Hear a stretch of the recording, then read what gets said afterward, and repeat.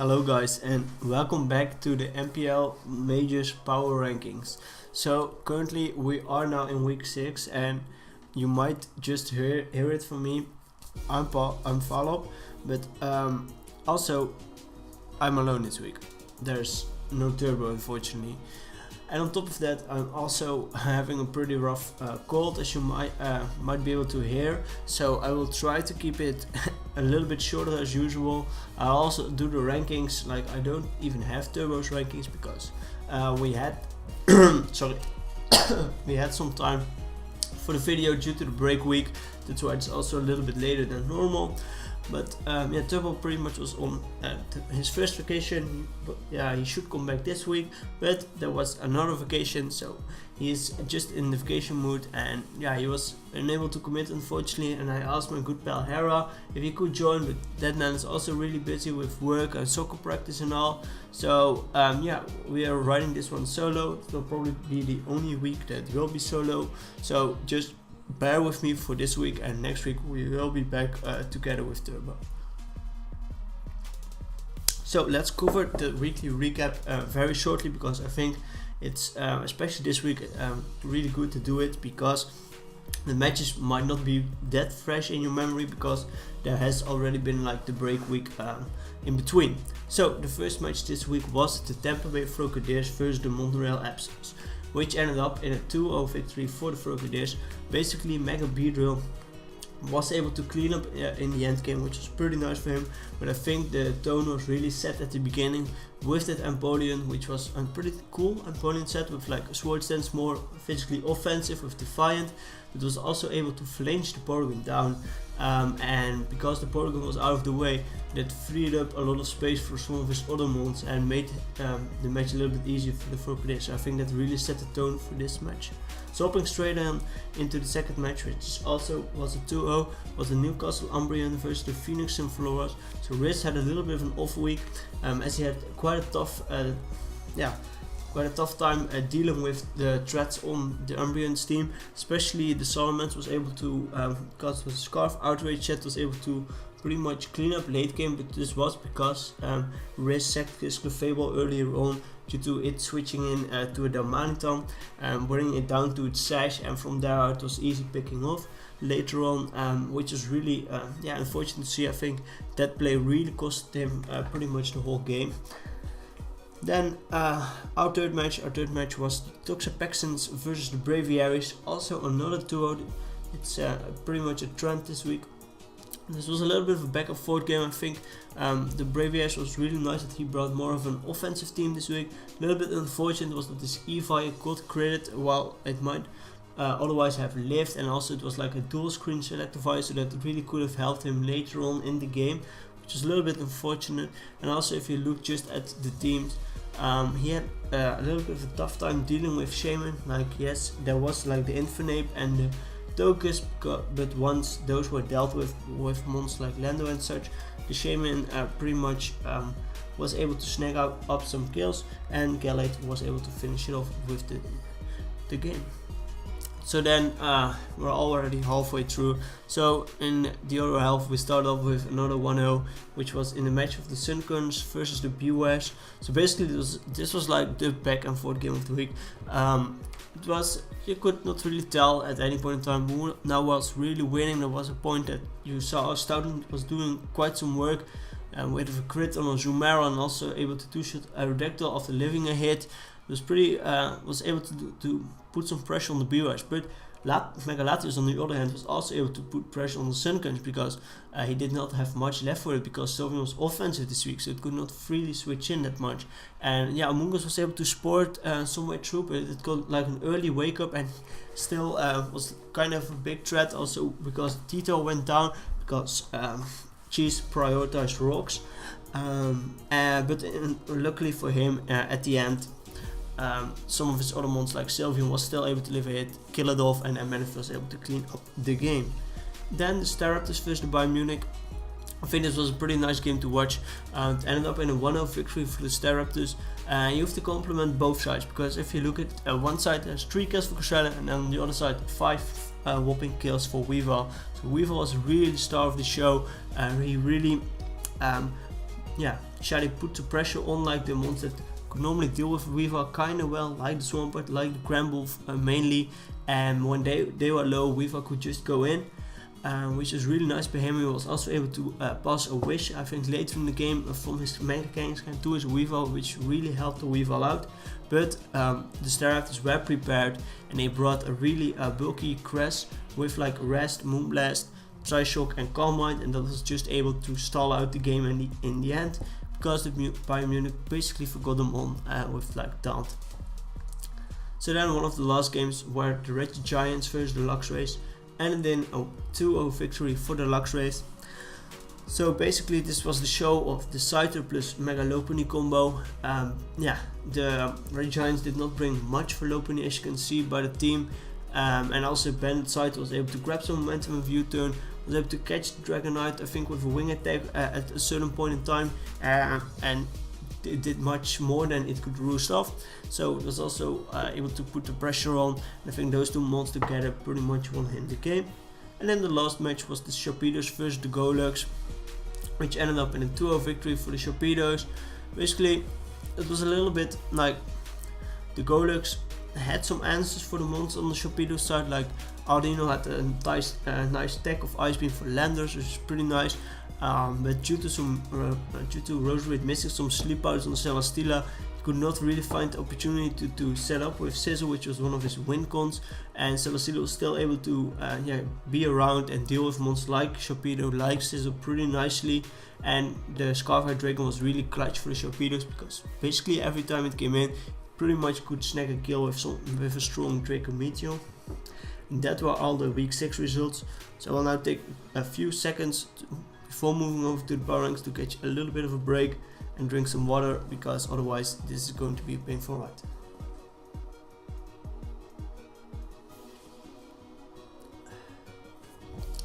Okay guys, so the power ranking segment. So we first start off with our bottom 4, and our bottom 4 is rounded off by, unfortunately, the Montreal Absols. So Esther in his first week was not able to snag a win, and with the record he already inherited, he's now 1-5, and that's just really hard at this point in the season, because there's only 4 weeks left. It will be really hard to make playoffs. It's another team he's comfortable with, and I think for him it will just be like riding out the season, try to get a win where he can, but definitely will be a very difficult ride in the end. I think this week he played just fine. The Hex was a little bit unfortunate. I like the Mawile set, was more of a defensive Mawile to deal with monsters like the Katana and the Bulu. But yeah, unfortunately for him, I think his team will just fall short this season. Then at number 15 we have the Chicago Bears. So he lost a really close game to Cheese, and it was really nice to see Razor always able to put out some close games. And also, just if you haven't watched it, watch Razor's side, because the whole match he makes a lot of cheese puns. It was kind of funny. So definitely, if you like those kind of videos, definitely go check him out. He's a great guy. I don't think there's too much to tell about this game. It was pretty back and forth. There were not that much predictions at all and such. So pretty straightforward. He just came short at the end, and because he's now 2-4 and he's not doing that great in the important matches, he will probably just fall short. I hope for him he can avoid the relegation. And then at number 14, and maybe even also number 13, a little bit of surprising names maybe, and that's at number 14 we have the San Francisco Red Giants, coached by Merck. So Merck recently, if you have followed Merck, has won several other leagues, and he's doing pretty well in the in the draft league community and in the format itself this gen.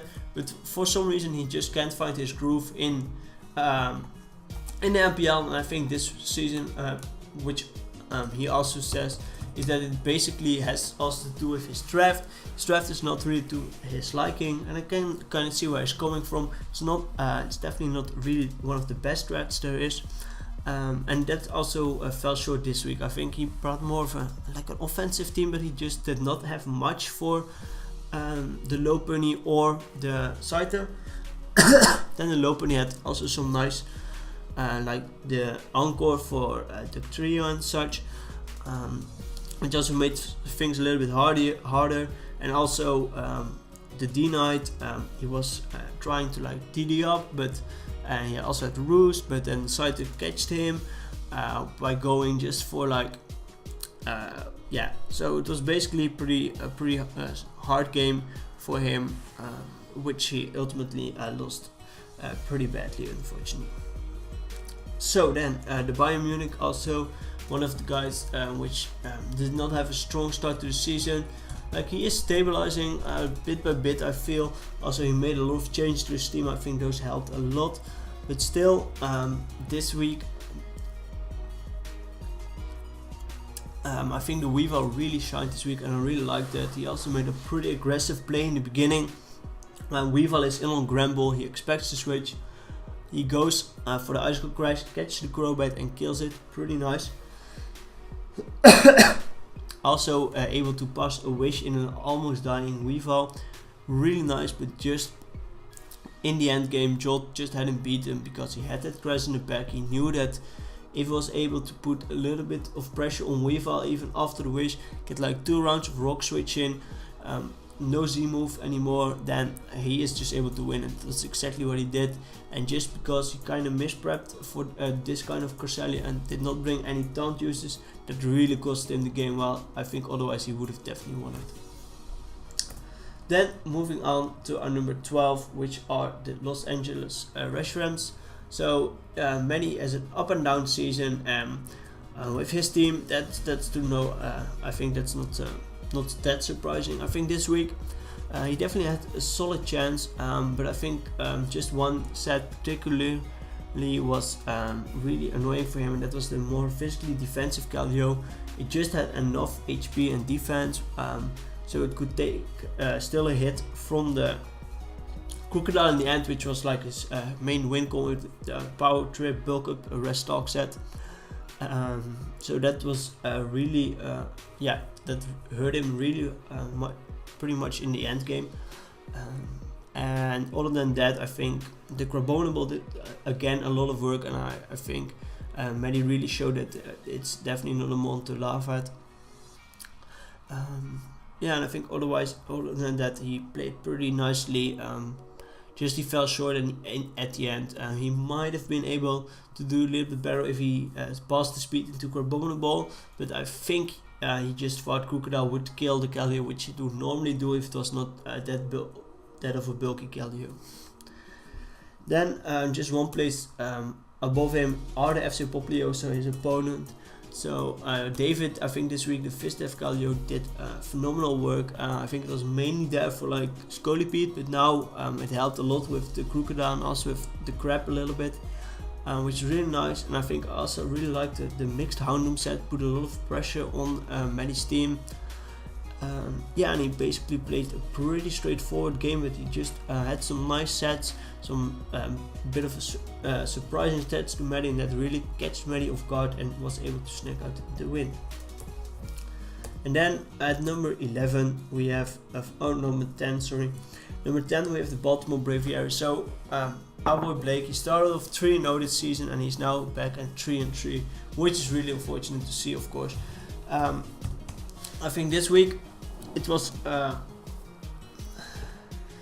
like it's not that he's losing that badly, but it's I think this week what I liked about him is that he switched up his playstyle. He was bringing quite bulky teams for the past few weeks, but he brings now a more offensive team, which I really like that take for him. It was just unfortunate, as I already mentioned in a recap with the Electivire. I could have done some more work. And I think just Trev had some sets that he was kind of hard to deal with for him. Mainly mons like Shaman, which also had an Oka Berry for Infinite and such. So yeah, really close loss, really unfortunate. And I think if I have some advice for Blake is that he should definitely bring back Rampardos, because it was on the team the first 3 weeks. He won the first 3 weeks. It's off the team, he loses 3 weeks. I see a trend. If you see the trend, hashtag bring back Rampardos. So then on to number 9, which is our good pal Busy Pal. So he moved down quite a lot this week, and I think that's mainly due to all the other players which are around him getting a solid win, while Riz had a little bit of an off week. He played Aberford, really solid competitor, but I think Riz definitely misplayed this game, mainly with the Clefable. I think that was the most important part. I think he switched in the Clefable on the Darm to like kind of sack the Clefable, but the Clefable was an essential part of his team. He also stopped Salamence from spamming Dragon moves, which now won Ape the game. So I think the Clef was definitely one of more of his win cons, and he definitely should not have risked it right there. So yeah, I think the rest of this match was a pretty nice match, but just when he sacked like his Clefable mid game, everything pretty much went downhill from there. So then just above him we have the Houston Toxapaxtons, so coached by Trev. So Trev this week had a win over Blake, as I mentioned. I think there's not much to tell about Trev, except for that he had a pretty nice Shaman set, Okaberry, Tailwind, and then just some coverage options. Pretty much did quite a number on Blake's team, especially with the Togekiss out of the way. He fought a K. I still have Infinite to revenge it, but then he reveals the Okaberry, which was really nice. But then he could not kill the ape, but due to he said he still had Okaberry Tailwind, and the Tailwind really came in clutch afterwards, because Gallade now outsped the Zygarde 10% form, which was like the win con from Blake, and he was able to kill it off and win the game. So pretty nice prep by Trev. So this was, I think it is number 8. So for number 7 we will take again a little bit of a short break, because I'm hearing my voice cracking already.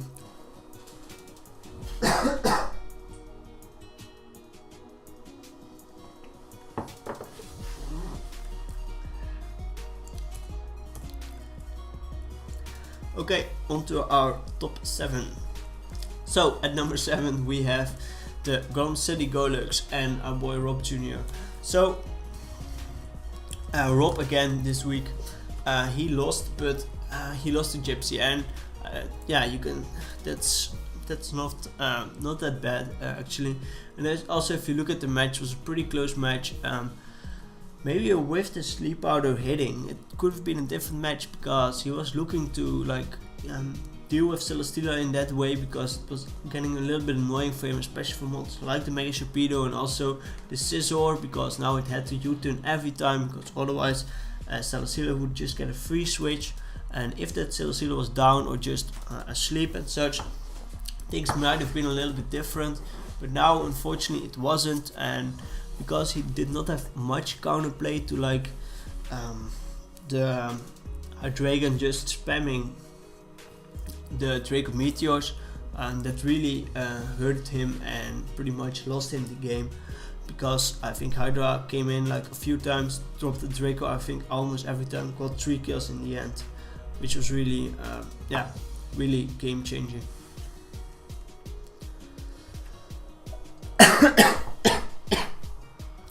So then our number 5, number 6. At number 6 we have the first of the Tampa Bay teams, the Tampa Bay Lux Race. So after a rough loss last week, I think Mona bounced back in the best way he could, and that's by getting a big win, and also like he showed the power of Lopunny again. And what I really liked is that like his opponent had a Dugtrio, the Dugtrio had like Protect for the fake out on Lopunny, but then the Lopunny next turn just anchored it into Protect, and it still could deal with this Sash Dugtrio that way. I really liked that tech, and also I liked the Bandit Sighted was a pretty nice idea. It helped out also in the game. So catching the D-Knight was pretty critical, because Dragon Dance D-Knight was a little bit scary for his team. It could have been, but now he was able to deal with it, and it was pretty nice. So then now on to number 5, which we start off with the Tampa Bay Frogadiers, which had a pretty solid win this week against Astor. And I think this week it was again a really solid prep by the Vert. Just if you have not watched this game, go watch it. He had a pretty cool prep. I think especially the Empoleon was a really star of the show. And also the Mega Beetle, which was able to clean up in the end. It's always nice to see the Mega Beetle putting in a lot of work for him. Yeah, and I think other than that, small misplay with the Zygarde 50. It was in on the Tornadoes. It could live a hit, could just substitute up because the idea was living another turn, so he could just stall the toxic, rack up the toxic damage on it. But what he did was he camouflaged up, and normally that would not have been the biggest problem, but he forgot to crash the Rainbows up, so he changed it to a grass type, and now the next turn he definitely did die to the Hurricane, which he normally could have just taken. So that was a little bit unfortunate, but I think it did not hurt him that much. The Hex early game was quite in his favor, but yeah, you never know how the match would have turned out. He might have still won. You don't know. So then we're now getting to our top 4, and yeah, as you saw already, I think the whole top 5 I'm sorry, the whole top 5 has not changed from last week. Why? Because they all had solid wins. Again, Ape, the Newcastle Ambulance, he also had a pretty solid win against Riz this week. Of course, it really helped with when the Clefable went down, because he had that Scarf, Moxie, Solomon's in the back, which was now able to clean up late game. But I think Ape played a pretty straightforward game, had the prep to back it up, and once the Clefable went down, the Solomons could go in. So not much to tell about that one. Then the Star Raptors.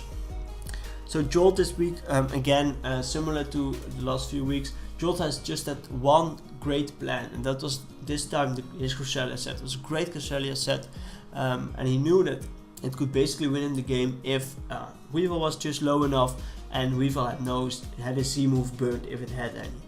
So he did exactly that in the end game. It got a little bit dicey when there was a wish passed into Weevil, and when Weevil was able to catch like the Crowbit on the switch, but still, he still had the same plan. He was still just barely able to execute it, was able to get the healing wish into the Cresselia, and just Cresselia got like the final 3 kills and won him the game. So I really like that about Joel. He just had that certain way of winning. Of course, he has some other potential win cons, but he has one main win con, and he can flawlessly play towards it. And that's what I really like about his style this season especially. So then at number 2 we have the Phoenix Sunkern, and Phoenix Sunkern is one of the only 2 teams that has only 1 loss. It's also able to beat the one loss from Gypsy. That's due to the Sunkern. So that's why I can just move him down from the 2nd spot, even while he played a pretty close game to the BYs, which are pretty much 2nd to last, and might have not played his best game. He was still able to pull out the win, and I think that's the most important part. I think a few things I wanted to say to Cheese, and I don't know if he watched this at all, I don't know if he agrees with me, but that was just my take on it. Like, he designed the Manaphy set in a certain way. It was basically really defensive. It was mainly there for Mamoswine. But I was really wondering to myself, why just not? Okay, it's nice that you live a lot of hits from Mamo, and now I think it was even Scarf, so it was pretty nice. But normally a life of Mamo, you can just speed grip the Mamo, put the rest into defense and HP. That I think that might have been a better take on it. And the biggest part is the Z move. Like, lefties can definitely be quite good, but you have the heal bell.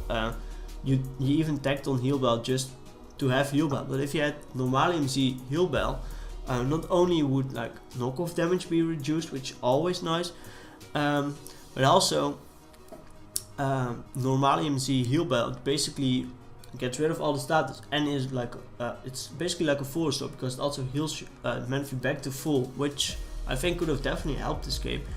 So that's just my take on the Manaphy set. I think if it was changed a little bit bad, if it was just changed a little bit, I think it could have been even better. But I think other than that, pretty straightforward game. Spec Sylvian was a pretty nice bring. was able to pull out the win. And then as last we have Gypsy King. He's still on number 1, and as long as he does not go on any losing streak or such, I don't see much change happening. I think this week also the man just has the prep, knows what he has to do.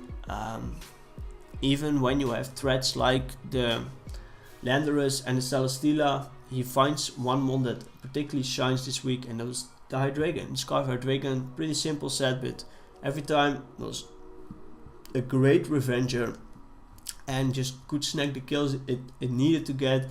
Had the speed to outspeed the mons on Rob's team, and just was able to basically win the game. I also liked that the Sejuani set was really especially defensive, and yeah, it was basically like a soft check to a lot of mons on Rob's team. That pretty much rounds off this week, guys. So I've now covered all 16 teams. We're now 6 weeks in. We only have 4 weeks left actually, and yeah, the playoffs are right around the corner. I think the guys at the bottom are really have to start to worry, because if they lose 1, potentially 2 games, they are pretty much out of it. While the top 2 teams, especially the Superiors and Sunkern, with only 1 loss, I think with maybe with only 1 more win, and they just clinch the playoff spot, which is always really nice. But of course, due to seeding and such, you want to be on top. But yeah, I think definitely the middle of the pack is where everything will get really exciting, because a lot of teams are like 4-2, 3-3, 2-4 might still be able to get a couple of more wins and catch up to the rest. I think all really close. Everyone in that middle pack probably has some games against each other. So I think definitely look forward to all of those games. Look forward to next week, which will be this Sunday. The week 7 will be uploaded, and also next week we will be back with power rankings, back again with Turbo. I hope my voice is a little bit better, and I don't have to talk this all the way by myself, which is really straining on my voice. So I will probably sign out for now. Leave your own rankings definitely in the comment sections, or just leave a comment down below if you want to. And that's it for now, guys. See you next week.